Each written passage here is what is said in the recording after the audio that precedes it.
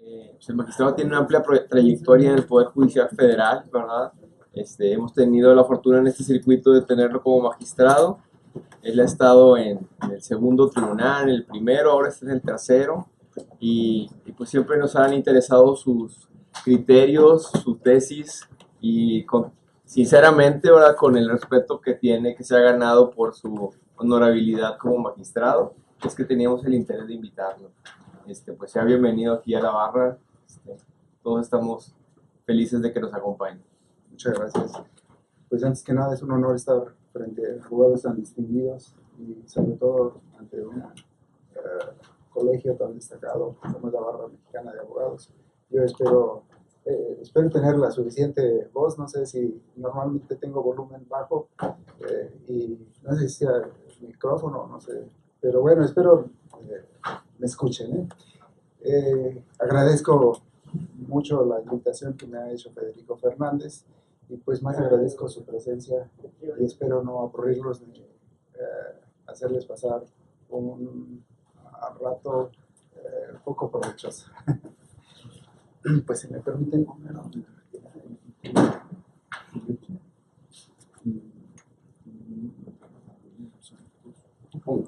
cuando me hicieron la invitación pregunté yo de qué les puedo yo hablar y pues me dio varios puntos a platicar Federico Fernández y entre ellos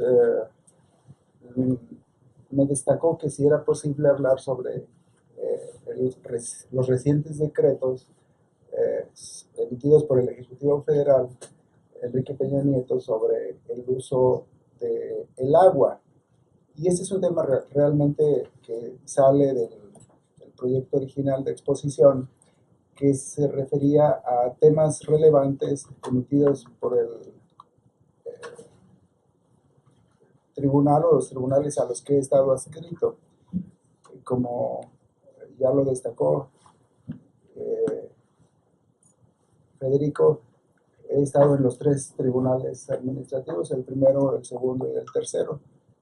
Es una cuestión fortuita que no ha sido grato el cambio precisamente de los tribunales porque ha sido una decisión que proviene precisamente del Consejo de la Judicatura, en donde por razones que algunos posiblemente conozcan, he estado en los tres tribunales. Ahora estoy en el tercero. Se habla de que se va a instalar un cuarto tribunal colegiado en materia administrativa, incluso ayer lo dieron por hecho. No sé yo la verdad si esto sea cierto, pero si se llega a establecer un cuarto tribunal colegiado en materia administrativa, espero no ser yo. Para conocer todo. Exactamente, para pasar por todos ellos. Y me pueden interrumpir sobre cualquier de los puntos que trate con toda libertad. La verdad, quiero que sea una charla en la medida de lo posible amena y normalmente soy muy serio, no sé contar chistes. Pero sí, espero no tomar el micrófono y luego hablar sin un sentido y por eso con toda libertad me pueden hacer las observaciones que deseen. Recientemente se emitieron 10 decretos para determinar los límites de las 750 cuencas en las que está dividido el país, cuencas hidrológicas. No sé si ustedes sabían este tema. En realidad, debo de confesar que este tema es muy técnico y no soy experto en la materia, pero sí quisiera hacerles un planteamiento sobre la validez y constitucionalidad que pudieran tener estos decretos. Los decretos en sí tienen un propósito de manejar y distribuir el agua en todo el país. Hemos escuchado en las noticias que son decretos que tienden a privatizar el uso del agua y ha habido muchos comentarios sobre el particular, la mayoría de ellos condenatorios, como todo el trabajo que ha desarrollado el presidente de la República, desafortunadamente. Y digo desafortunadamente porque a él le ha tocado un trabajo realmente titánico, que es llevar a cabo la reforma estructural del Estado. Y como ustedes saben, han existido, si no me equivoco, alrededor de 11, 12 reformas estructurales, y muchas de ellas muy cuestionadas, entre ellas la reforma educativa y la reforma energética. Estas reformas tienen el propósito de eficientar y lograr el bienestar prácticamente de todos nosotros, todos los habitantes del país. Se han perdido, desde mi punto de vista, en ciertas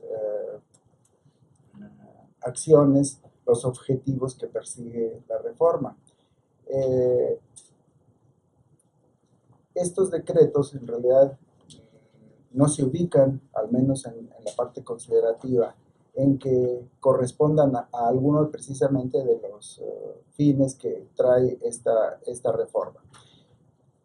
Y en realidad no tienen mucha complicación el entendimiento de los decretos. El decreto tiene como propósito establecer la modificación de lo que ha constituido las regiones hidrológicas, las vedas que existen sobre ellas, y modificarlas y autorizar en determinado momento el uso concesionado del agua. Es decir, dentro de estos 10 decretos se hace la precisión de las cuencas hidrológicas y en realidad prácticamente los 10 decretos tienen el mismo contenido. La única diferencia se refiere precisamente a las regiones a las que están destinados. Me voy a referir simplemente a la región hidrológica Río Pánuco II, pero en todos los demás simplemente varían las regiones a las que está destinado el decreto.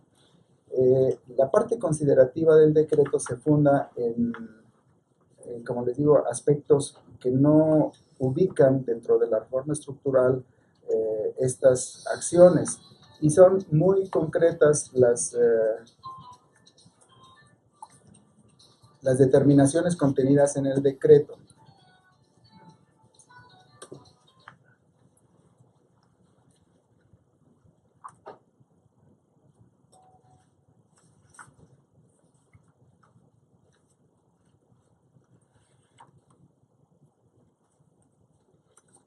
Como les indico, es un aspecto para mí desafortunadamente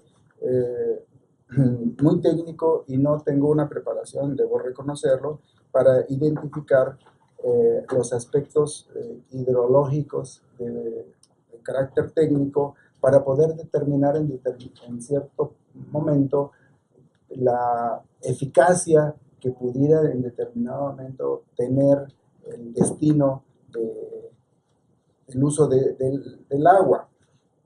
Hay muchas referencias técnicas o remisiones a conocimientos técnicos que el propio decreto no explica. Pero en realidad son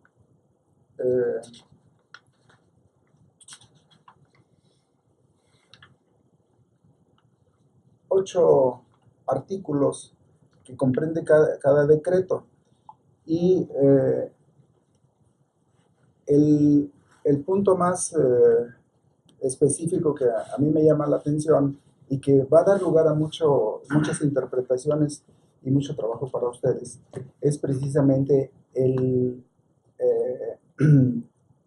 qué se persigue con estos, y en determinado momento qué logro puede tener. Establece el artículo primero que se declara de utilidad pública la gestión integrada de los recursos hídricos superficiales a partir de cuencas hidrológicas. Y esto es bien importante porque el decreto no define ni se explica lo que constituye la gestión integrada. Y esta gestión integrada es necesaria, un requisito previo para poder en determinado momento decidir la concesión del agua. Y esto es lo más importante en cuanto desde mi punto de vista, la precisión de la gestión integrada de los recursos hídricos superficiales. En ellos ya se describen las ubicaciones de las cuencas hidrológicas dentro del territorio nacional y le constituye la protección. Y, por ejemplo, el artículo primero de este primer decreto dice cuáles son las cuencas que se declara de utilidad pública. Y luego, enseguida,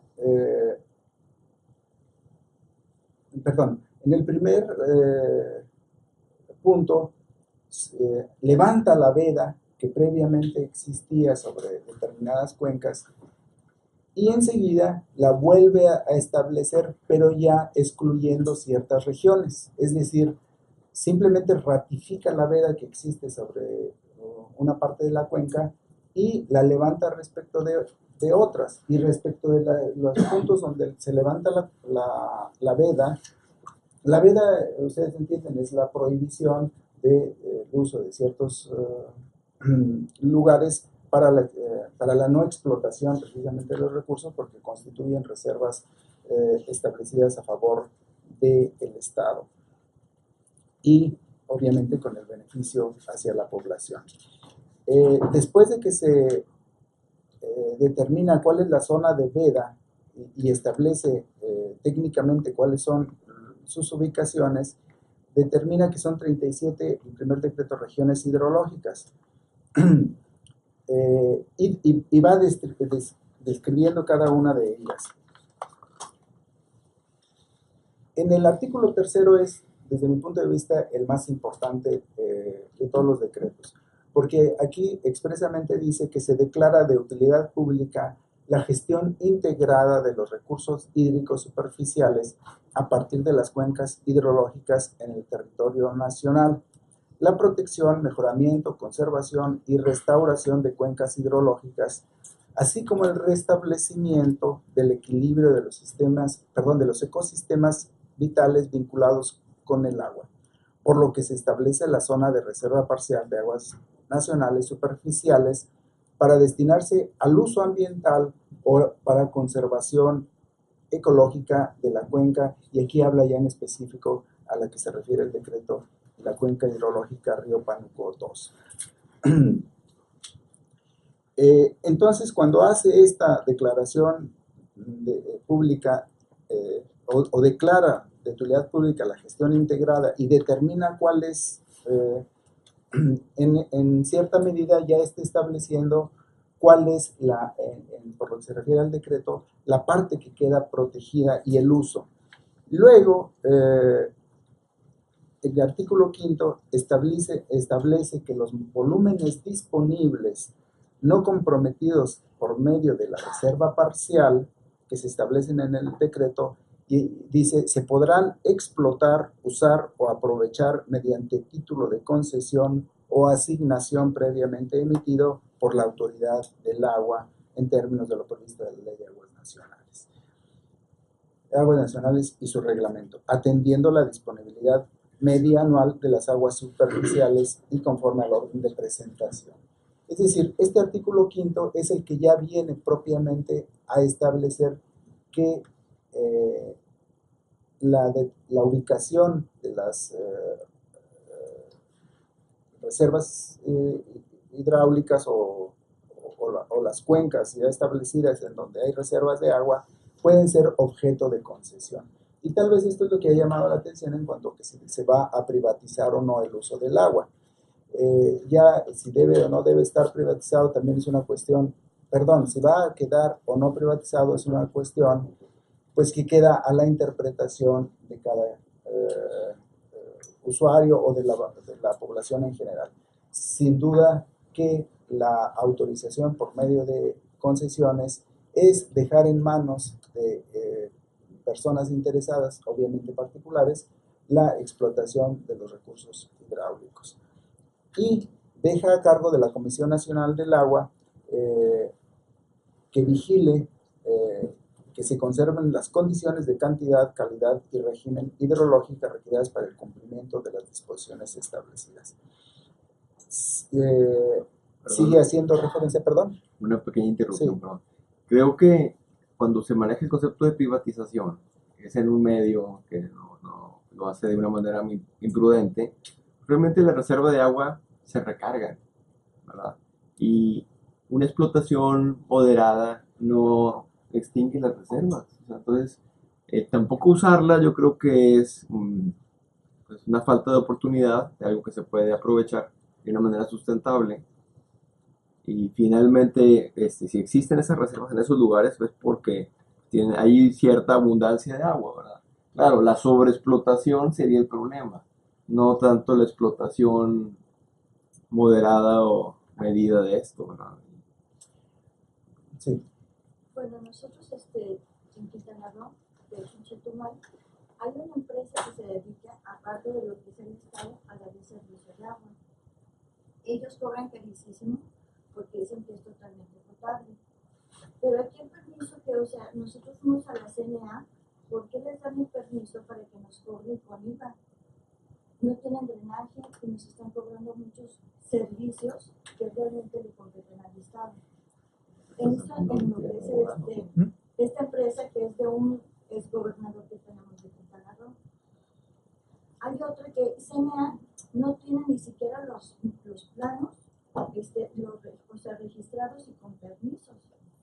Entonces los ejidatarios están tapando lo que son las lagunas precisamente para hacer lo que es la venta de terrenos. Eso no nos como dos puntos, ¿no? Hay que entender que estos decretos en realidad no son novedosos, son simplemente una modificación a las cuencas hidrológicas ya establecidas previamente y se modifican para levantar vedas en algunas zonas y autorizarlas en otras. Y aquí sí es bien importante, por ejemplo, el proyecto que se tiene para el abasto de agua de Monterrey, posiblemente se ubicara en esta determinación previa en una veda, en una zona de veda.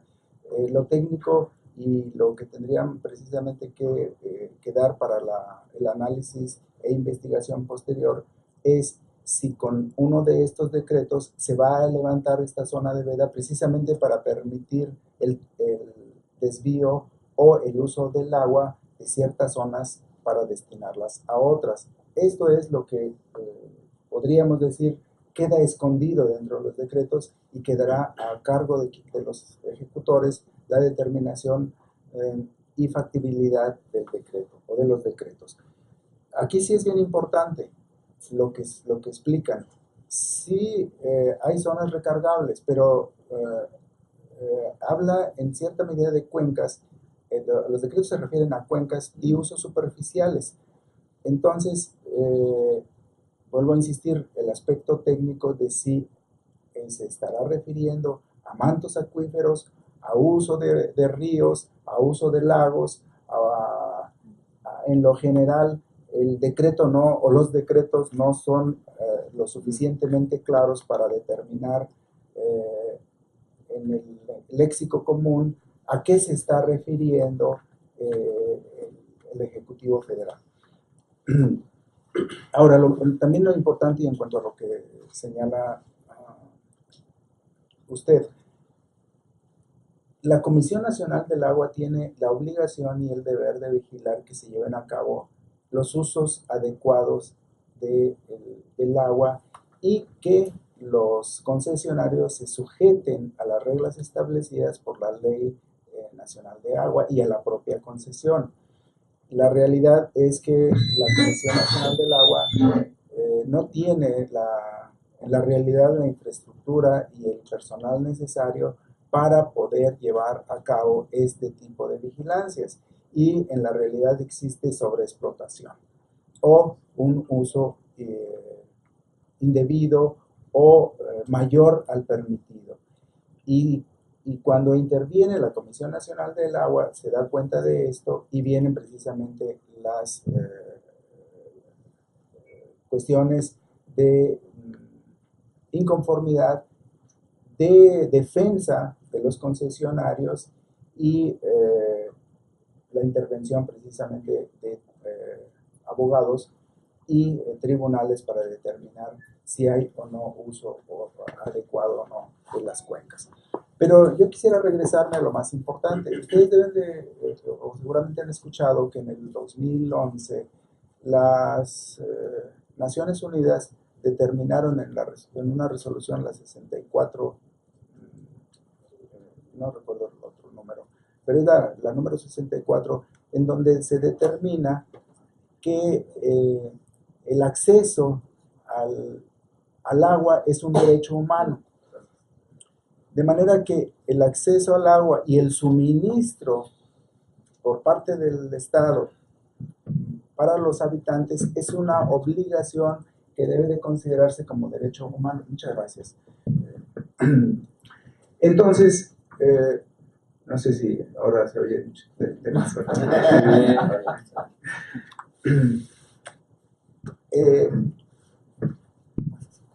Entonces ya está establecido en la legislación internacional que el uso y el suministro del agua es un derecho humano. Todas las personas, por consiguiente, deben de tener garantizado el acceso al agua, y el agua debe de ser potable, debe de ser de uso, y establece esta resolución de las Naciones Unidas que los usuarios no deben de pagar más del 3% de su ingreso para poder en determinado momento recibir el beneficio del agua. Ustedes seguramente conocerán que recientemente el tribunal al que yo estaba adscrito emitió un criterio respecto a la obligación que tiene el Estado para suministrar el agua en una zona en donde definitivamente no existe más que la población y no tiene posibilidad de acceder al agua. Es un asunto desde mi punto de vista muy relevante porque se trataba de una comunidad realmente en donde tuvimos que suplir la deficiencia absoluta de la queja porque era una comunidad que desde mi punto de vista promovió el juicio de amparo con alguien o a través de algún asesor que se le ocurrió o simplemente los asesoró por compasión, por las circunstancias de miseria en la que se encontraban. Pedían el que les llevaran simplemente pipas de agua. Demandan la protección constitucional y al atender precisamente la reglamentación advertimos que el Estado está desentendido, como dice la abogada, de su obligación constitucional de considerar el agua como un derecho humano y del suministro. Establecía, de acuerdo con las reglamentaciones del Estado, en su justificación, que no había manera de llevar el agua y que tenían que pagar previamente el presupuesto para el establecimiento de la red. Y pedirle esto a una comunidad que no tiene ni para pagar el agua, pues es definitivamente algo muy, muy lamentable que ocurra como una respuesta del Estado. Dentro de las otras justificaciones se señalaba, no hay presupuesto. Ya el presupuesto para este tipo de cosas está agotado o está utilizado en otros medios. Lo que nosotros determinamos es precisamente que el Estado tenía la obligación de atender a la comunidad que había acreditado precisamente su interés legítimo por el solo hecho de existir en esa zona. Entre otras razones que se esgrimieron y que se tenía que llevar el agua. Y aquí lo más importante de la actuación del tribunal es el hecho de que para este tipo de situaciones no hay normas y las normas las tiene que crear uno. en la ejecución o en la ejecutoriedad de las decisiones, porque si efectivamente la normatividad establece que debe de llevarse a cabo la ejecución de redes, que deben de cumplirse todos los requisitos establecidos en la reglamentación y en las leyes correspondientes, cuando esto se logre, pues esto implica que la comunidad en realidad esté reconocida como tal vez un sector con todos los factores o medios necesarios para poderse desempeñar ya como sociedad. Pero esta circunstancia o este hecho de ser una comunidad aislada en la periferia de la zona metropolitana es muy común en prácticamente todo el país. Y por consiguiente, si nosotros atendíamos, y que es en parte las discusiones que en principio tuvimos, es cómo vamos en determinado momento a darle una extensión a la reglamentación no establecida por lo que se refiere al suministro a través de redes. Es decir, ¿cómo va a llegar el agua si no hay red? Lo que nosotros establecimos es que el Estado tenía la obligación de llevar el agua por cualquier medio a su alcance y le establecimos en ciertas medidas que lo llevara como pudiera, por pipas, y que en la localidad les edificara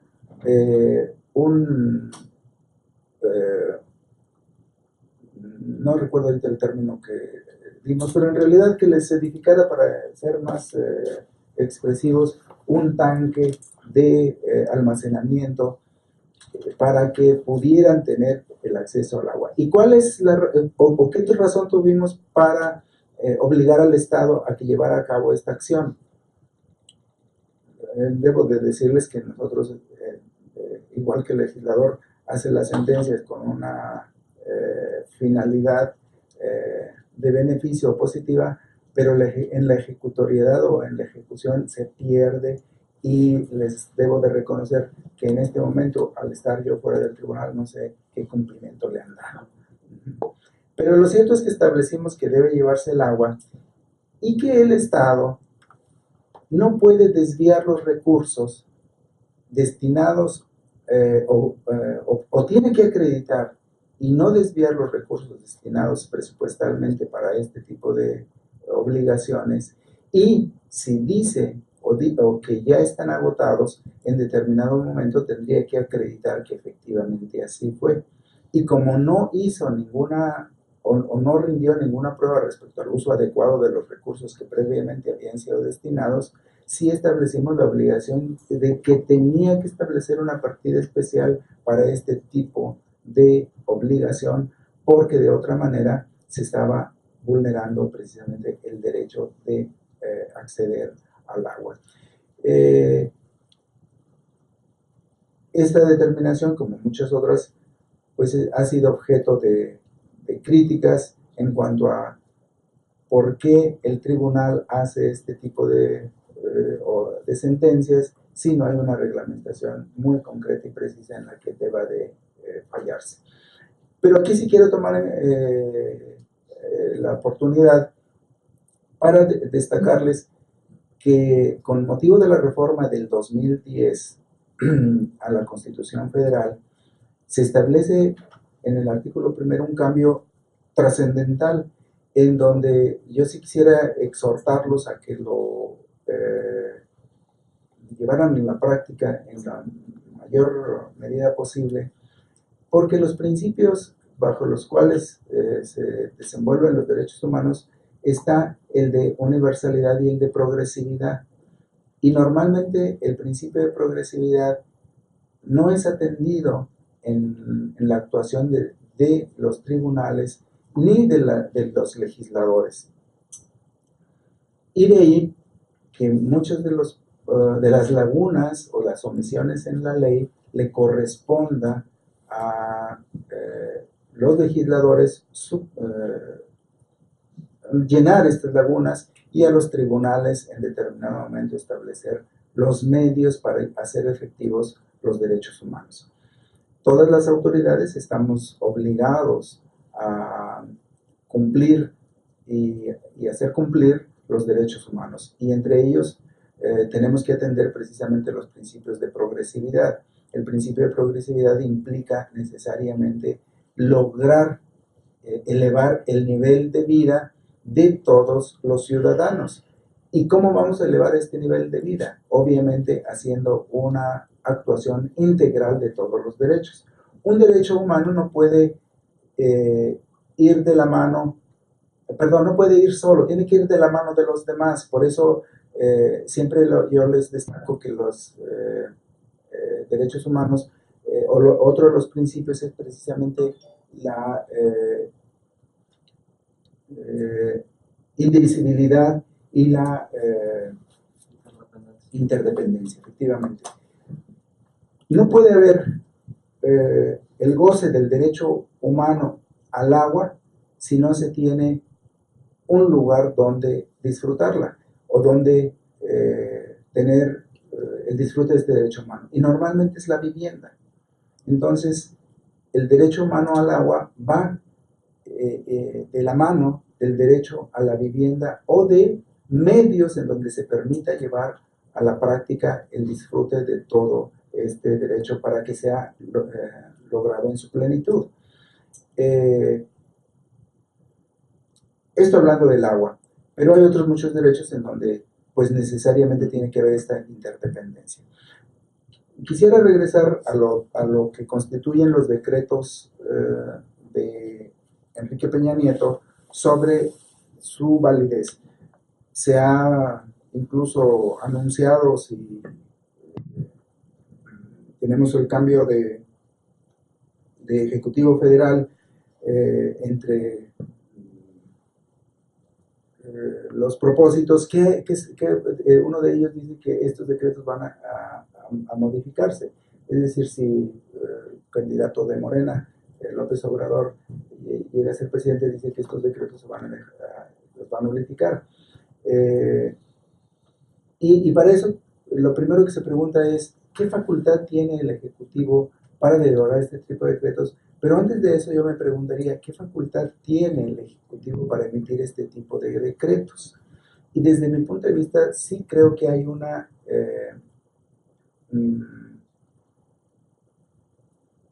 actuación un tanto desmedida. Desde mi punto de vista, el Ejecutivo Federal sí tiene facultades reglamentarias y la Ley Federal de Agua sí le da la facultad de establecer este tipo de decretos, pero lo establece siempre que exista causa de utilidad pública, y el decreto, o al menos el decreto, no lo establece. Y en la parte considerativa de los decretos, el propio Ejecutivo establece que el uso del agua, de conformidad con el artículo 27 de la Constitución Federal, corresponde a la nación, que tiene en todo tiempo el derecho de regular en beneficio social el aprovechamiento de los elementos naturales susceptibles de apropiación con objeto de cuidar su conservación. Y este artículo 27, en su tercer párrafo, establece que es la nación la que tendrá en todo tiempo el derecho de regular en beneficio social el aprovechamiento de los recursos sociales. Y aquí yo les preguntaría, o me preguntaría a mí mismo, ¿quién es la nación? Es decir, ¿quién es quien va a personificar a la nación para poder determinar el uso de los recursos naturales y regularlos? Y creo que en términos de la democracia en la que nos desenvolvemos, no es el Ejecutivo, es el Congreso de la Unión. De manera que la nación, como república, esta representativa está integrada por las cámaras, de manera que este tipo de decretos, bajo mi propia consideración o personal consideración, correspondería en principio determinarlo al Congreso. Esta referencia la hace el decreto, pero enseguida dice: el Ejecutivo Federal tiene facultad para reglamentar la extracción y utilización de aguas de propiedad nacional y aún establecer zonas vedadas, pero viene la condición: cuando lo exige el interés público o se afecten otros aprovechamientos. Y aquí en la parte considerativa, como les dije hace un momento, no se establece la causa de utilidad pública que faculte al Ejecutivo para intervenir. Tampoco se determina por qué en estos momentos electorales, diría yo, ¿sí? El Ejecutivo establece, o cómo establece el interés público, o por qué se están afectando otros aprovechamientos. En ese sentido, díganme si me excedo, pero luego no. ¿Hasta qué horas está establecido? ¿Hasta las 10? Bien. Les explicaba, el Ejecutivo Federal sí tiene facultades para reglamentar y expedir este tipo de decretos, pero condicionado, ya establecimos, a que la nación lo determine. Y la nación, desde mi punto de vista, es el Congreso de la Unión, a través de sus correspondientes cámaras. Luego tiene que establecer la exigencia del interés público o que se afecten otros aprovechamientos. El decreto es una mera reglamentación de zonas hidrológicas, las 757 cuencas que hasta ahora que yo examino estos decretos me doy cuenta que ya estaban determinadas previamente. Pero el decreto lo único que hace es volver a arreglar la división de las cuencas hidrológicas y autorizar con esta división la posible concesión de ellas para la explotación, obviamente en favor de determinados beneficiarios. Por ello, me parece que sí hay cierto exceso del Ejecutivo Federal cuando emite estos decretos sin determinar en su parte considerativa cuál es el interés público o por qué se están afectando otros aprovechamientos. Tampoco establece cuáles son las razones de utilidad pública que lo motiven a emitir estos decretos. Y aquí sí tenemos que recurrir por consiguiente a la ley. El propio decreto hace referencia al artículo 7 de la Ley de Aguas Nacionales, en donde se establece que son de utilidad pública la gestión integrada de los recursos hídricos. Pero esto nada más es la referencia de lo que establece la ley. No hay una relación fáctica o una relación de hecho en el propio decreto que pudiera en determinado momento justificar su emisión. El decreto es encomiable, la verdad es algo de reconocerse, porque está estableciendo de alguna manera la precisión de lo que constituyen las zonas o cuencas hidrológicas. Y esto ya es bastante, porque quiere decir que se está estableciendo por parte del Ejecutivo Federal la ubicación de las zonas que en determinado momento constituyen la riqueza nacional, hablando del agua. Esto definitivamente es lo positivo de los decretos. Lo que sí es cuestionable es que ya establecida esta ubicación de cuencas, indique serán objeto de concesión. Y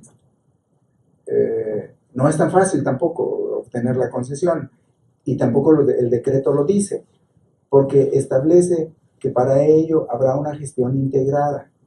¿Qué es la gestión integrada? No sé si alguien me pudiera dar un concepto en este momento de lo que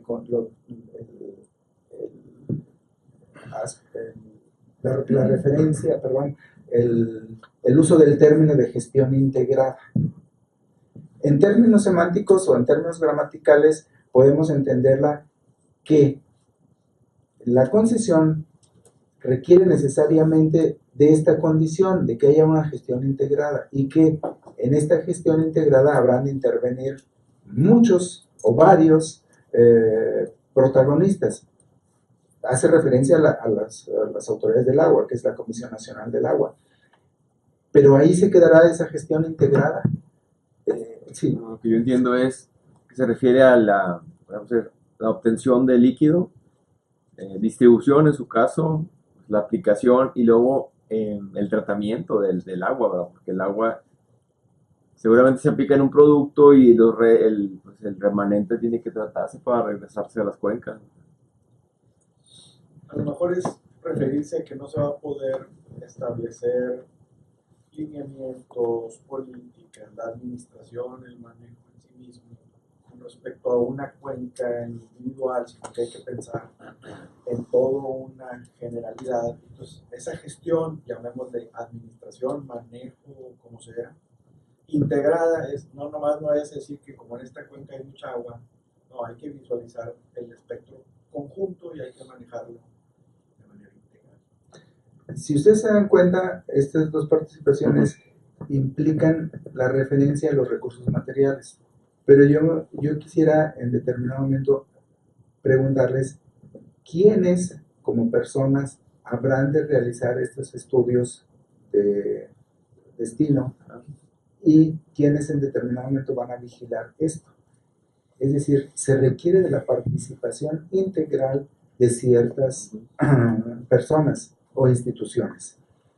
¿Y quiénes van a ser estas? Sí, perdón. Magistrado, de hecho, la Ley de Aguas Nacionales establece una definición cuando habla de la gestión integrada de los recursos hídricos y dice es un proceso que promueve la gestión y desarrollo coordinado del agua, la tierra, los recursos relacionados con estos y el ambiente, con el fin de maximizar, y hace una definición, pero que coincide en lo general con lo que se está comentando respecto de la utilización del agua en relación con el entorno y con el aprovechamiento, maximización y conservación de este recurso como tal. Bueno, lo que eso es para allá, lo que yo puedo entender de que nos dan una factura te dice que es mantenimiento, servicio y lo que es el tratamiento del agua. En ese, supuestamente la persona que es el dueño va a través cada 10 años, que es lo que dura su permiso, a renovarlo a la CNA. La CNA nunca viene a checar, a menos de que nosotros vamos, le solicitamos y le estamos diciendo por qué el metro cúbico te cuesta 27 pesos masiva. Entonces es cuando viene la CNA, si no, no hay nadie, porque ni siquiera el director o el delegado que está de la CNA tiene conocimiento de eso. Bien, ese es un aspecto que sí, a fin de cuentas, quiero destacárselos como algo que va a quedar a la interpretación. Si la ley nos da una definición específica de lo que constituye la gestión integrada, yo diría que este concepto es limitado, porque únicamente quedará en manos de la Comisión Nacional del Agua o sus integrantes. Podrá estar integrado el concesionario, podrá participar el Estado o podrán participar los municipios. Recuerden que el uso del agua, la distribución del agua es una de las obligaciones que tienen los ayuntamientos en la gestión y utilización de las redes que conducen el agua. Entonces, aquí lo más importante es un aspecto de carácter semántico. La ley por sí misma no nos resuelve todo. Ahora hace referencia a una gestión integrada, pero es una gestión integrada que debemos únicamente ubicar en el concepto legal establecido en la Ley General de Aguas, o lo vamos a entender en un concepto, insisto, semántico. Inclusive por la definición que viene en la ley, lo abstracto, pues también va a dar lugar, o sea, la propia definición de la ley pues va a dar lugar a interpretaciones totalmente diversas, ¿no?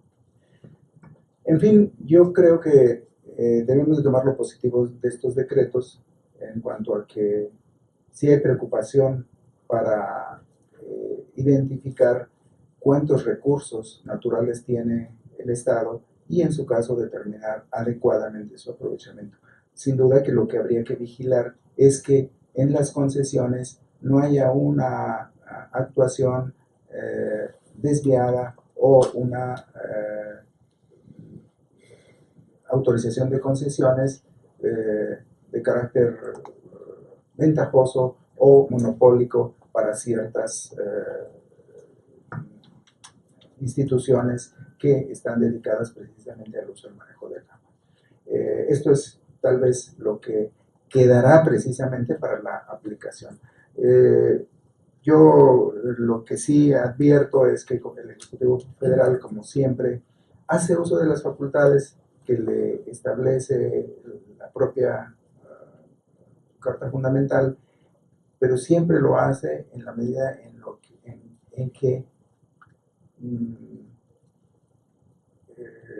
se lo plantean los asesores, y muchas de las veces no hay el cuidado de atender cuestiones de carácter constitucional, y desde mi punto de vista aquí sí hay cierto defecto que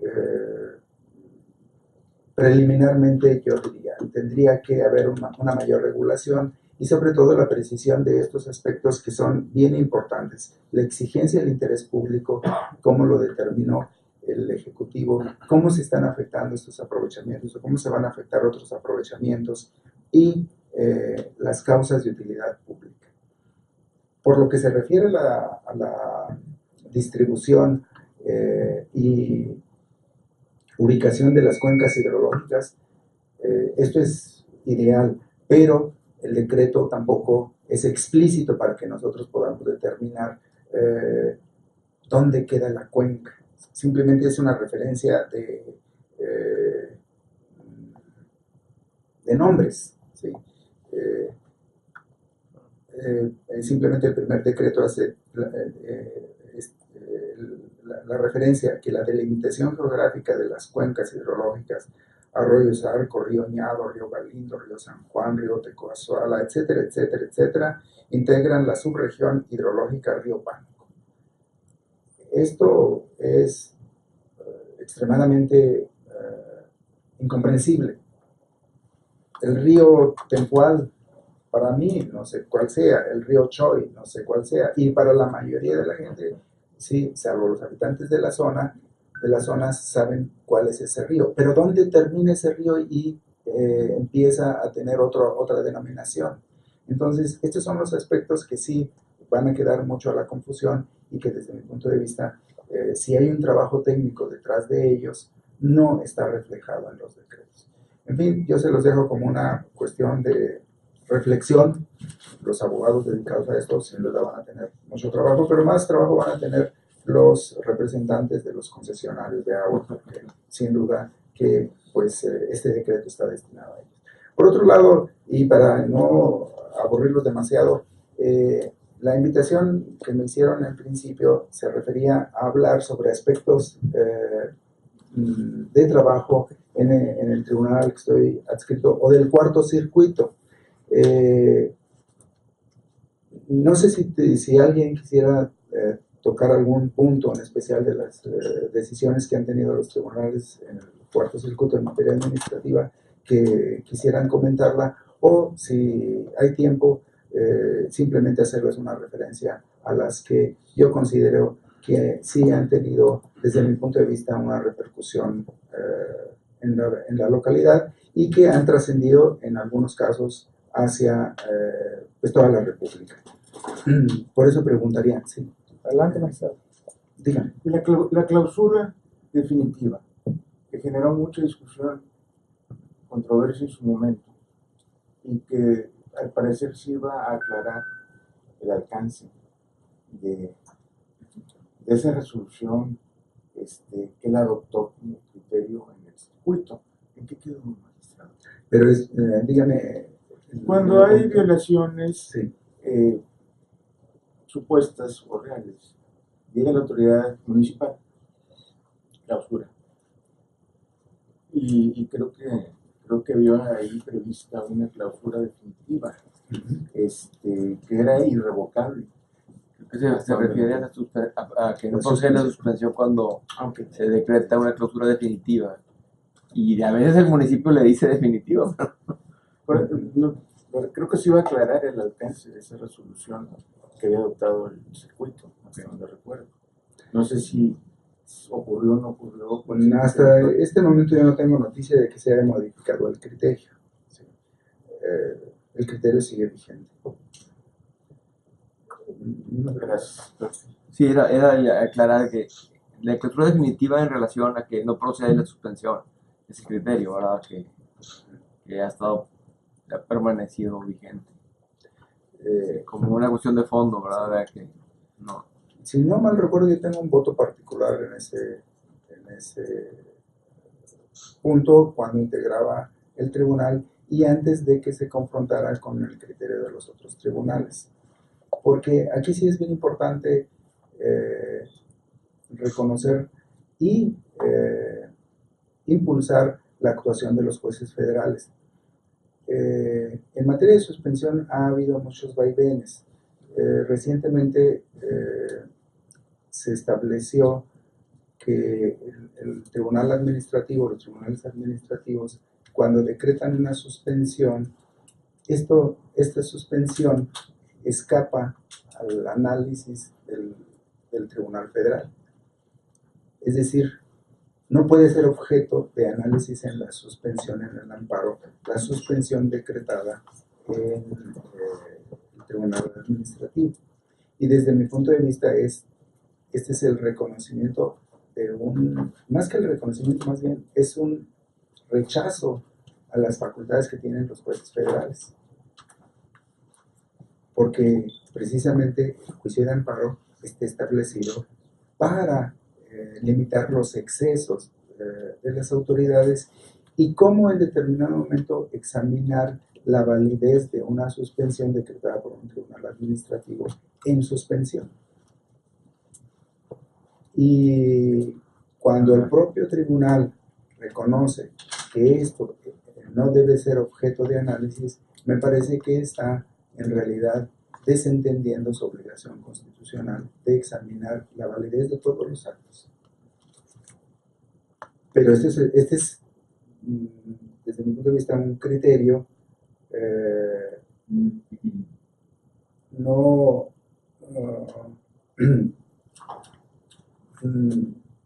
tan adecuado al objetivo axiológico que se persigue con el juicio de amparo. Es decir, el fin del juicio de amparo es, en la medida de lo posible, proteger todos los derechos humanos, en cualquier aspecto, en cualquier medida. Y desconocer que no se puede examinar esto porque fue objeto ya de análisis por parte de una autoridad, sin duda que es el desconocimiento de la propia facultad que autoriza la Constitución para el juzgador federal. Sí, gracias. Sí, creo que en ese particular, ¿verdad? Pues se deja indefenso al gobernado respecto del criterio que adoptan el Tribunal Contencioso Administrativo, en particular el del Estado. Porque, y se va, vamos, creo que se hace una aplicación un poco cerrada del criterio de que no procede la suspensión contra actos negativos, como una negativa simple de parte del tribunal. Cuando yo voy a pedir una suspensión, me dicen que no, pero bueno, pues tiene un efecto positivo, o sea, continúa vigente. Ese no significa un sí para la autoridad municipal, ¿verdad? O sea, ahora, puede ser también que los abogados no hemos hecho el planteamiento afinado, ¿verdad? Y nos toca hacer el planteamiento para que podamos superar esa barra, ese pretexto, esa barrera. No, se ve la barra como esa barra de abogados, pero ese pretexto que creo que es muy cómodo y tal vez hay otros temas que podrían desechar y rechazar el Poder Judicial, que llegan con criterios que realmente les quitan el tiempo cuando debían de resolverse por el Tribunal de Fuero Común. Pero en este particular, la tutela judicial efectiva, o sea, la protección, pues no, pues simplemente es como una excusa, ¿verdad? Qué bueno que toca el tema de la tutela judicial efectiva. Recientemente el tribunal estableció la obligación para el Tribunal Federal de Justicia Fiscal y Administrativa de sustituirse al criterio discrecional de la autoridad administrativa en la aplicación del principio de mayor beneficio. Ustedes saben que la reforma constitucional vino a establecer, sin decirlo claramente, que ya no hubiera muchos amparos de rebote, amparo para efectos, amparo para efectos, amparo para efectos. No se ha entendido, no se ha querido entender en los tribunales esta obligación. ¿Por qué? Porque es muy cómodo, ¿sí? Devolver los expedientes y no tanto por el análisis procesal, sino por lo que representa para los titulares el posicionamiento al resolver un problema en específico. ¿Y a qué me refiero con esto? De posicionamiento. Cuando nosotros tenemos que decidir a favor de una de las partes, siempre va a haber una parte insatisfecha. Y esa parte insatisfecha va a tratar de establecer o reclamar en lo personal la actuación del tribunal.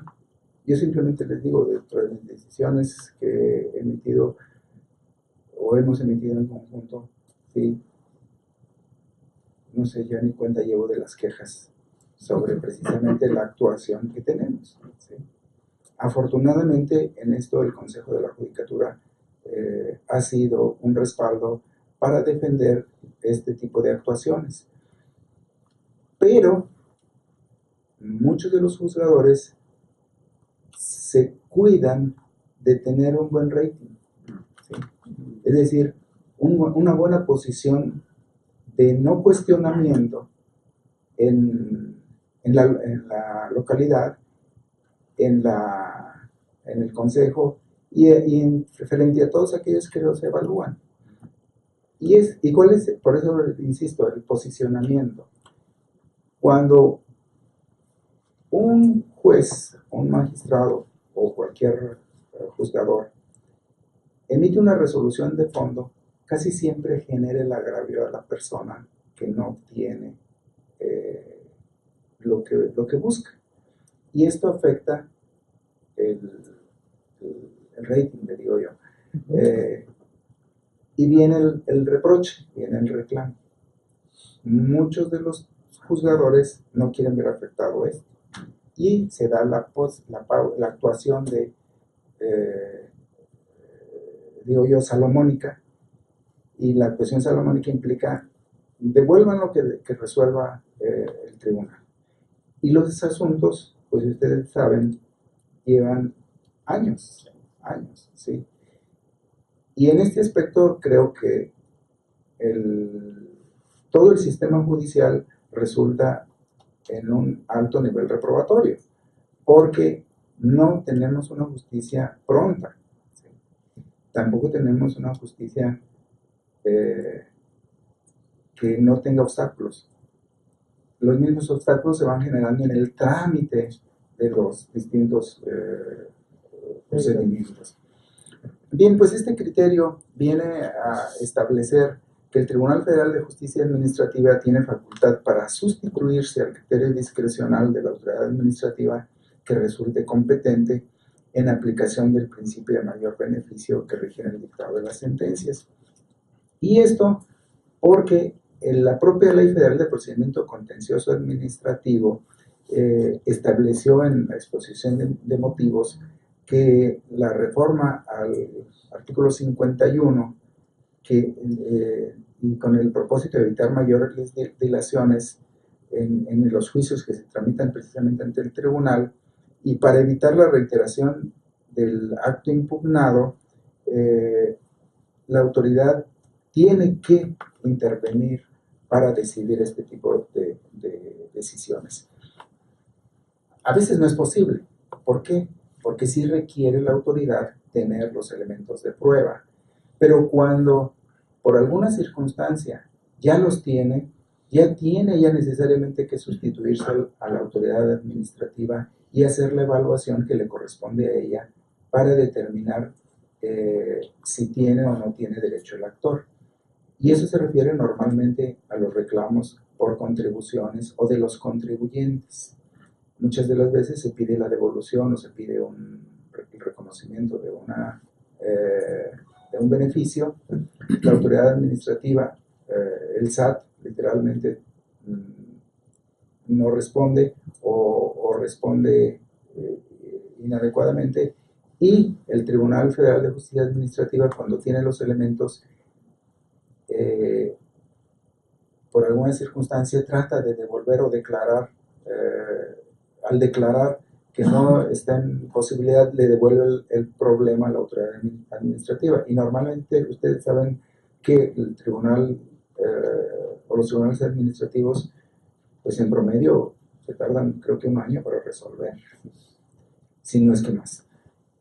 Y luego viene otra vez el planteamiento, y normalmente es de reiteración, y al reiterarse viene otra vez el reclamo de nulidad, y en el reclamo de nulidad viene otra vez el año de trámite, y al final, cuando no se declara la nulidad, viene luego el juicio de amparo, y luego después del juicio de amparo viene la reposición del procedimiento. Felicidades. Les estamos hablando de años de actividades por cuestiones que a veces no ameritan, ¿sí? Pues absolutamente más que un análisis somero y una determinación clara para poder establecer si se tiene o no se tiene el derecho. Y ustedes vean lo que implica, ¿sí?, en presupuesto la inversión de todos los que intervienen en estos procedimientos. Es decir, nuestra justicia es carísima. Si te va bien, tienes que volver a empezar. Si le va mal, o bueno, si le va... Te va bien porque le resuelven en favor, entonces hay que volver a empezar. También es otro viacrucis. Bien, pues ese es uno de los temas, desde mi punto de vista, relevantes. ¿Es del circuito? Es el circuito, sí. Otro tema también es el relacionado con la caducidad. Este criterio ha pasado por ahí desapercibido. Cuando se den cuenta de él, espero que no haya... Le caducaron. Habla precisamente de la caducidad. La caducidad establecemos que vulnera el derecho humano a la tutela judicial. Es decir, no debe haber caducidad. Y me voy a permitir leerles un párrafo precisamente de esta tesis, en donde se establece que los artículos 26 y 57 de la Ley de Justicia Administrativa, al obligar a las partes a impulsar el procedimiento, así como al órgano jurisdiccional a declarar necesariamente la caducidad ante la falta de impulso, y por consiguiente a sobreseer, el tribunal sostiene que vulnera en perjuicio de las partes el derecho humano a la tutela judicial efectiva, pues acorde con el artículo 1 de la Constitución, las autoridades tienen la obligación de promover, respetar, proteger y garantizar los derechos humanos, de manera que la falta de resolución pronta, completa e imparcial que categóricamente establece el artículo 17 de la propia Constitución, por la actualización de la norma que prevé la caducidad, impide al órgano jurisdiccional cumplir con su obligación de impartir justicia pronta y sin obstáculos. En ese sentido, y esta es la conclusión, el Tribunal Administrativo debe desaplicar los preceptos que prevén decretar la caducidad, porque la pasividad del justiciable no desaparece ni elimina la obligación de la autoridad para actuar y decidir oportunamente, actuación que es acorde al espíritu de la reforma constitucional de 10 de junio de 2011, que faculta a los juzgadores a que por su propia iniciativa adopten las medidas necesarias para evitar la paralización de los procesos que son de su competencia y cuando no haya más diligencias que desahogar en atención al interés particular de las partes. Debo de decirles que esta tesis ha costado mucho trabajo, la verdad, de insistencia, pero es de alguna manera un reconocimiento o una confesión del pecado en el que normalmente incurren todas las autoridades judiciales, de desatender los asuntos con la muy probable posibilidad de que caducan, ¿sí? Y que cuando esto ocurre, pues ya no están obligados a hacer nada. Y la verdad hay muchos casos en donde pues el interesado directamente, el actor real, se queda con la esperanza y la pregunta constante a ustedes: ¿qué pasó con mi asunto? ¿Qué pasó con mi asunto? ¿Sí? Y ustedes dicen: no, pero lo tiene el tribunal, ¿sí? Y el tribunal, ustedes dicen: no, pues lo tiene el secretario. Y el secretario: no, pues tengo muchos asuntos, ¿sí? Y este es un vicio, ¿sí? Es un aspecto que sí es importante tomar en consideración para que haya una tutela judicial efectiva. Sí. Este criterio pues sería una violación continuada, porque lo caducan y habría que impugnarlo cuando le notifiquen esa resolución, ¿verdad? Entonces ya va a haber un consentimiento. Sí, hay que enfrentar aparte todos los requisitos de la sí, justicia sí, normal, sí. pero bueno, la cosa Es es una que luz sí hay que una defensa sustantiva contra esa. Y es que desde que diseñaron la ley de justicia administrativa, han aplicado principios de derecho pues, civil, ¿verdad? De que son muy dados a un conflicto entre particulares, y no cuando se está buscando que se aplique el derecho por más interés público, que es el caso de la materia administrativa, ¿verdad? Y lamentablemente se han estado permeando esos principios, y salvo la última reforma que fue así descaradamente diseñada para retardar la justicia, ¿verdad? Estableciéndolo en la Sala Superior del Tribunal de Justicia Administrativa, el reenvío que nunca resuelve el fondo, y así es un factor más para que pues se prolongue la justicia, ¿verdad? Pues estas reuniones sin duda Sí. son muy provechosas para que como órgano colegiado hagan estos ejercicios intelectuales de beneficio hacia la sociedad. Aquí sí quisiera yo, en cierta medida, exhortar a que haya una actividad más sensible y más vinculada con los aspectos sociales. El abogado, y fundamentalmente el abogado de la zona metropolitana, está dedicado más que nada a los asuntos de carácter particular, y hay una desconexión a los intereses colectivos. Por ello, el trabajo que desarrollan los colegios de abogados, las asociaciones, como en este caso la Barra Mexicana, sí es de reconocerse salud. Y pues yo los exhortaría a que hagan este tipo de actividades para que identifiquen y, en la medida de lo posible, propongan superar este tipo de situaciones que lo pueden, por lo que escucho, advertir como un evidente vicio o un evidente trabajo legislativo con un propósito no colectivo. De ahí que pues sí sea importante. Y pues como me quedan un poco 9 minutos, ya nada más les quisiera destacar dos tesis y que se refieren a la actuación precisamente de los tribunales en relación con la jurisprudencia. Ustedes en la práctica, seguramente muchos lamentarán que no pueden hacer una reconsideración porque ya la Corte lo dijo, y los tribunales muchas de las veces no podemos hacer nada porque la Corte ya lo estableció y la jurisprudencia es obligatoria. esté establecida así en la Constitución Federal.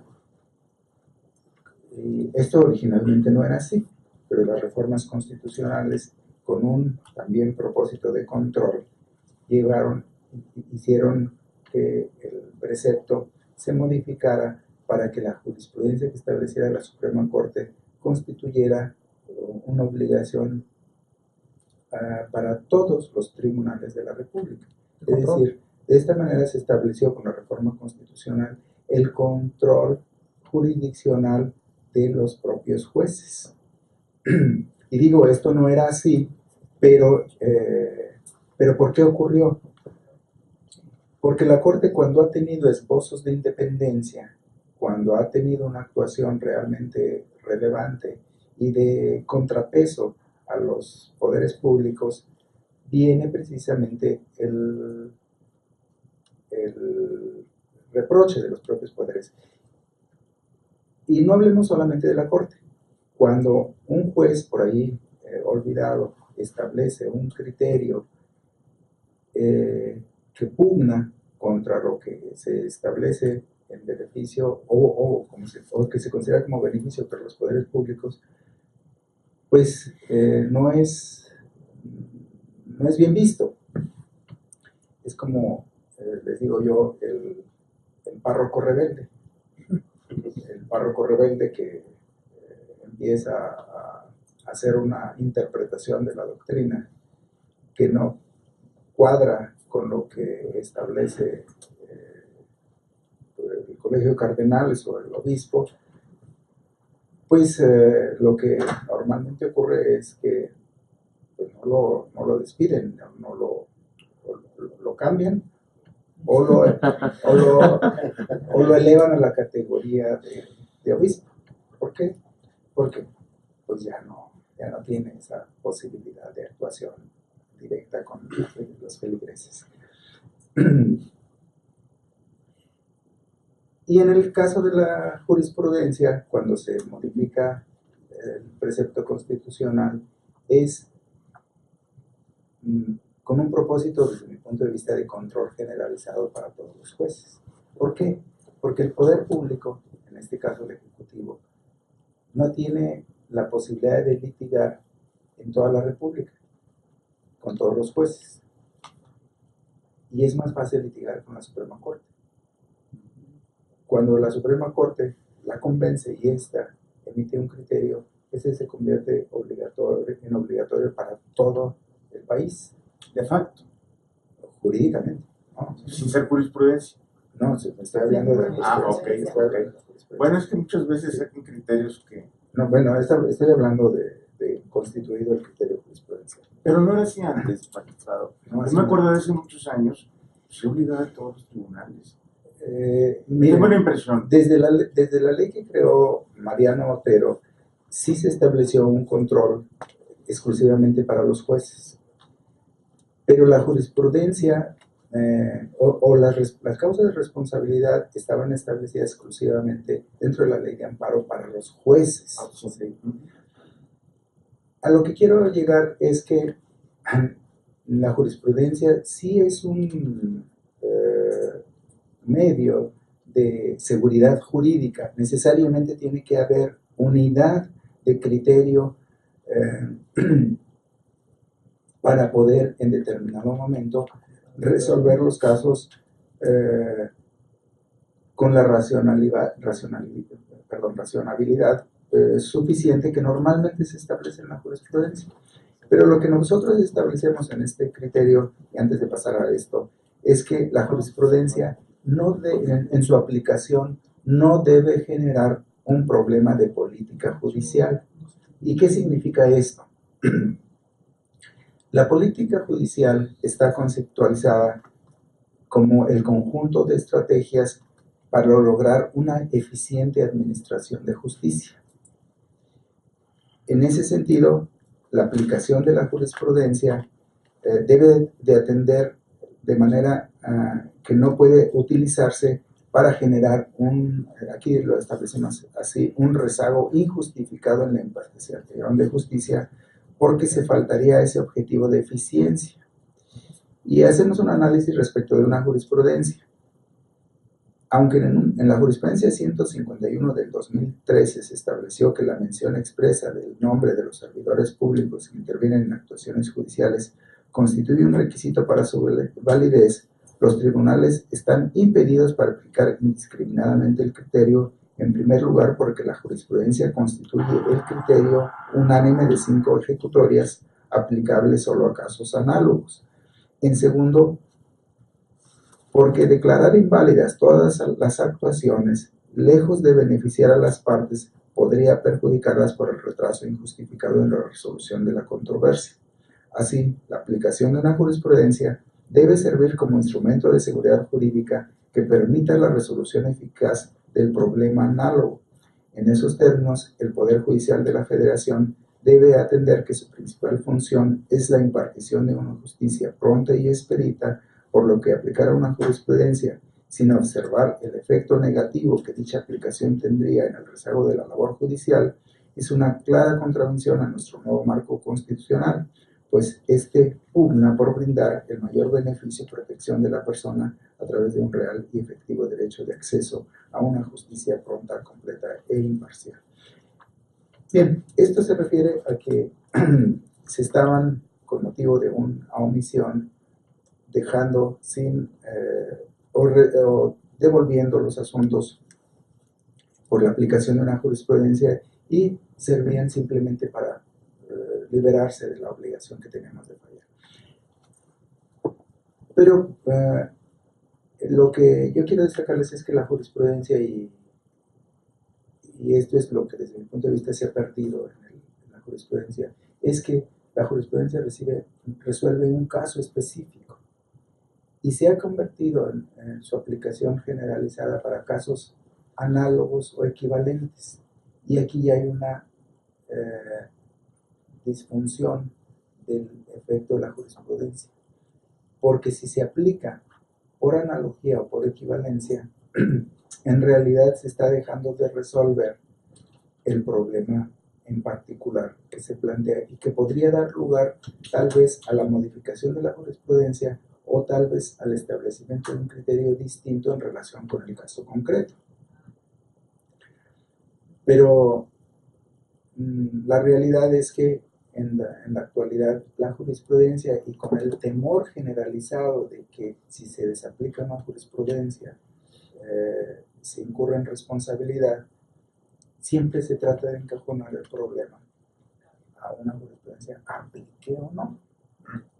Y este es también un problema de política judicial, que tiene muy insatisfechos, pues obviamente, a los foros de abogados, porque sienten que están realmente desatendidos en los planteamientos que formulan. ¿Y por qué digo yo que tienen un temor generalizado en la aplicación de la jurisprudencia?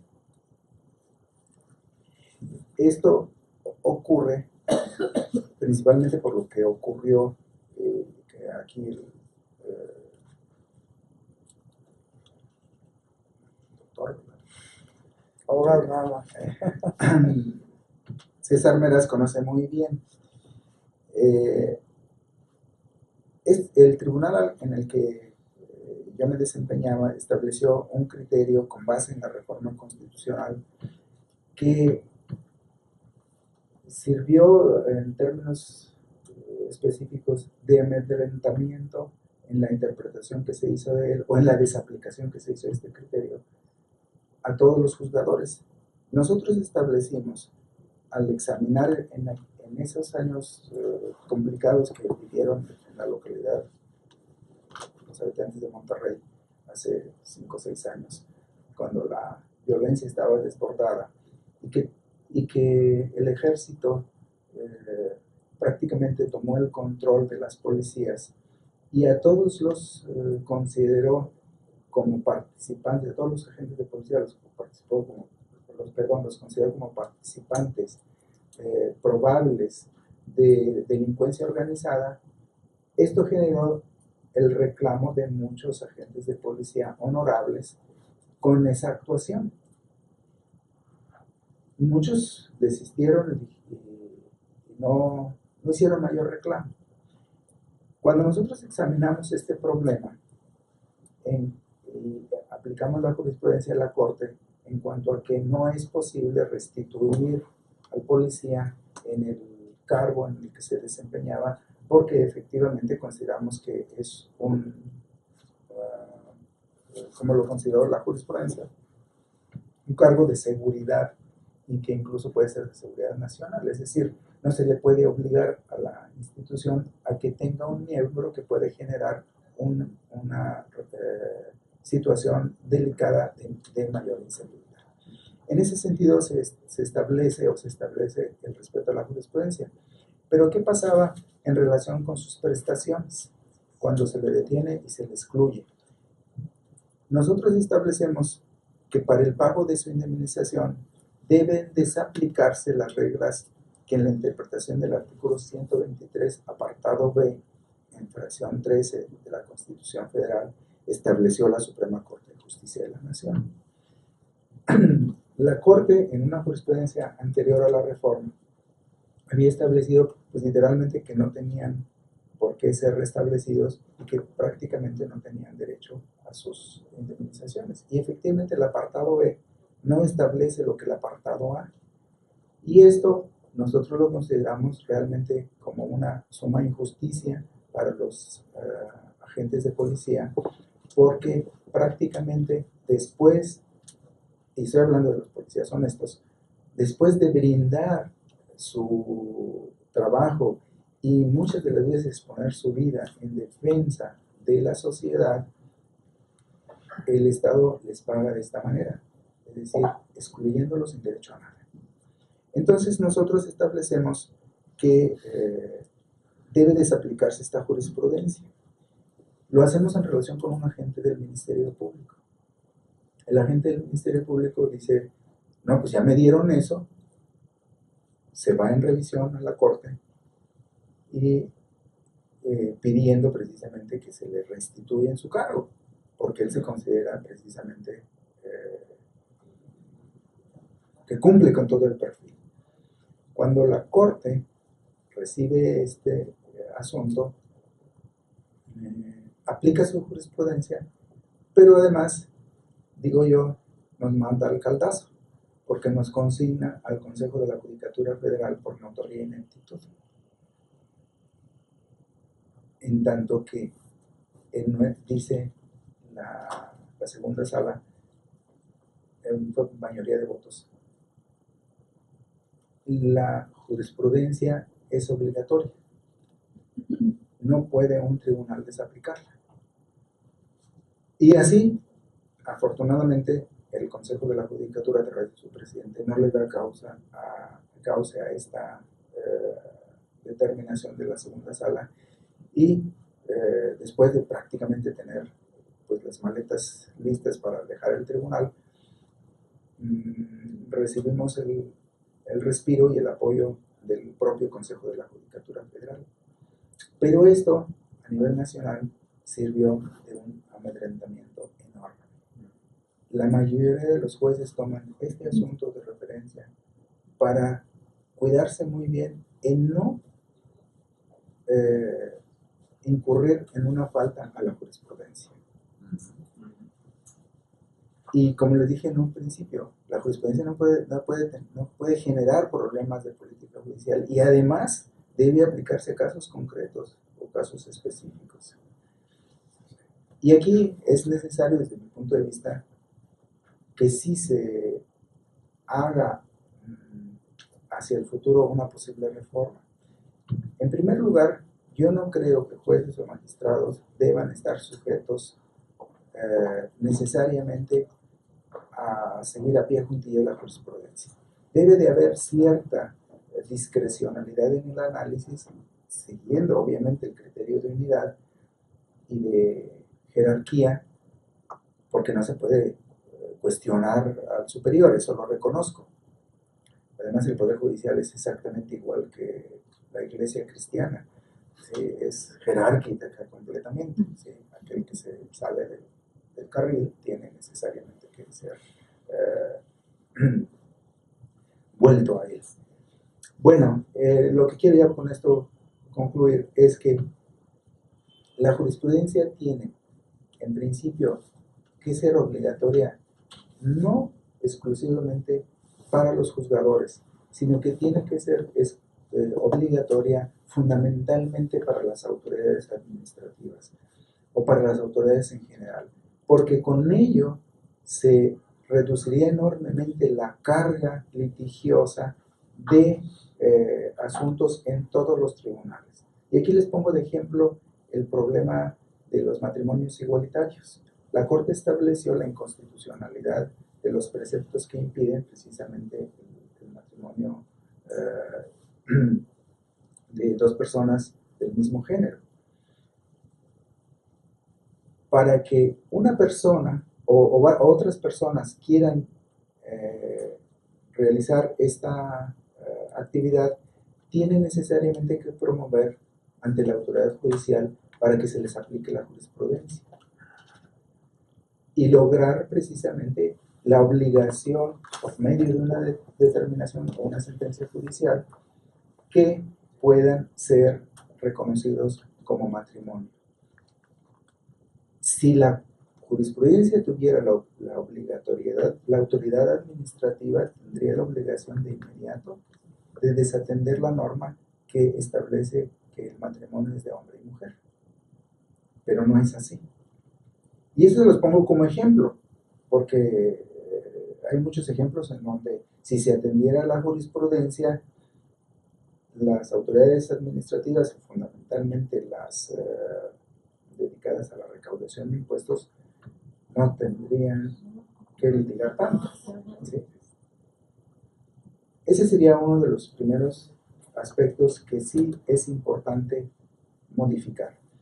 Que la jurisprudencia sirva realmente de beneficio, pero hay que andar mucho. ¿Por qué? Porque hay que superar todavía atavismos sobre principios como el de relatividad de las sentencias, como el del control constitucional y entender fundamentalmente el gran beneficio que trajo la reforma y las determinaciones de la Corte Interamericana, el control de convencionalidad ex oficio. Sí, dígame. Gracias, magistrado. La verdad es que me parece muy plausible el planteamiento que usted hace. El problema real que hay hoy, al menos en la referencia que hace a las autoridades tributarias, es que hoy la jurisprudencia en materia tributaria pues, normalmente es en contra de los contribuyentes.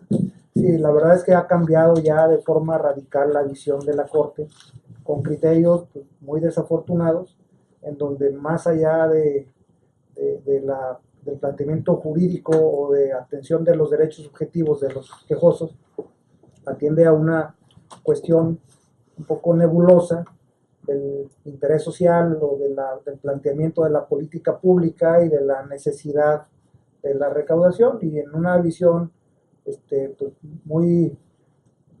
muy cargada de todos esos componentes, pues realmente deja la jurisprudencia de lado porque pues, normalmente es desfavorable al particular en todos los análisis de los principios y de las posibles violaciones que las normas fiscales generan, ¿no? Entonces ya, pues aunque se pudieran aplicar, pues realmente tampoco hace mucho sentido. Más bien, la verdad es que yo creo que donde hay realmente una fuente muy rica de precedentes y de análisis, pues se da en los tribunales colegiados de circuito. Y sin que sea cebollazo realmente en donde usted ha estado realmente, porque se tiene que ver valor para poder sustentar una serie de postulados que normalmente la Corte ya no lo respeta. Bueno, se daba este tipo de actuaciones porque pues precisamente con la obligatoriedad pues ya los tribunales no pueden hacer este ejercicio de interpretación o de aplicación extensiva o de exclusión del criterio establecido por la Suprema Corte. Pero por ello sí reiteraría, es importante andar en la evolución del derecho y de las bases fundamentales de la jurisprudencia. Yo creo que esa reforma constitucional al artículo 94, en donde se estableció la obligatoriedad de la jurisprudencia, no debió de ser, pero tuvo un propósito, ¿sí? El de que se controlara a los jueces que en determinado momento podrían constituir un juez rebelde y que con la jurisprudencia establecida por el superior tiene necesariamente que acatarla. Insisto, la Constitución original del 17 no establecía esta circunstancia en relación con la obligatoriedad de la jurisprudencia. Perdón, magistrado, pero las disposiciones de la ley de amparo previas, que sí traían el principio de obligatoriedad, no eran suficientes. Tuvieron que reformar la Constitución. Sí, tuvieron que reformar la Constitución. Recuerden que la ley de amparo de 1936 obviamente estableció esto y este precepto fue una determinación de la original ley de Otero, Otero, no, de Crescencio Rejón, emitida ya en Yucatán, porque establecía precisamente la responsabilidad de los jueces. Ahí ya de algún modo se reglamentó en ese sentido. Pero sí, ya quiero concluir con esto para no hacérselo muy largo. Lo que acaba de destacar el señor licenciado, desafortunadamente el sistema de protección judicial ha tenido un retroceso enorme. En lugar de ser progresivo, ha sido regresivo. ¿Por qué? Si ustedes examinan la ley de amparo, en realidad la ley de amparo no es más protectora la actual que la anterior, porque en su origen la ley de amparo tiene una finalidad de reglamentar el juicio de protección de derechos fundamentales, de derechos humanos. Cuando se le dan en la nueva reglamentación mayores facilidades a la autoridad que al justiciable, desde mi punto de vista, la ley deja de ser protectora. Y cuando se le establecen mayores restricciones a los particulares, la ley de amparo deja de ser también protectora. Y comparemos la ley de amparo con la actual. En tratándose de cumplimientos de ejecutores de amparo, antes era muy categórica. Se tiene que cumplir dentro del término de 24 horas. Y si no, viene la destitución.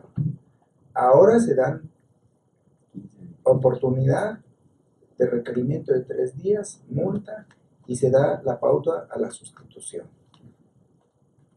Si ustedes advierten, esta reglamentación es más laxa y de oportunidad para evadir el cumplimiento de las determinaciones judiciales. Por otro lado, ¿cuánto tiempo en la anterior ley se daba para resolver las causas? 15 días, 3 días, tratándose de quejas. Ahora son hasta 4 meses, 3 meses, ¿sí? Esto, digo yo, constituye un mayor beneficio para ustedes y para los ciudadanos en general. ¿Y por qué no se amplían los términos de presentación de la demanda? ¿Por qué al contrario se limitan? ¿O por qué estos términos están establecidos en 15 o 30 días? Esos términos no se modifican, pero sí en la oportunidad que tienen los tribunales para fallar. Esos son los aspectos que sí es importante que examinen a nivel colegios para que promuevan que haya una ley realmente de beneficio o de protección a los derechos y que tengan procedimientos ágiles. No puede haber procedimientos en donde una queja que interrumpa el juicio en lo principal vaya al tribunal y tarde 4 meses en fallarse. Si el juicio de amparo en lo fundamental dice debe resolverse en 30 días. Es decir, ahí sí hay un antagonismo evidente en cuanto a por qué si el juicio instancial dice que debe resolverse en 30 días, ¿sí? En una queja intermedia se le da la oportunidad a un tribunal que lo falle en un tiempo mucho mayor. Es evidente la antinomia. Es evidente que eso debe de corregirse, porque se pierde la celeridad y el fin que se persigue con la promoción del juicio de amparo. En fin, me da muchísimo gusto que me hayan invitado a esta charla. Les agradezco mucho el que hayan acompañado y que me hayan tolerado hasta ya ahorita las 10, pasadas las 10 de la mañana. Muchísimas gracias por su atención. Gracias.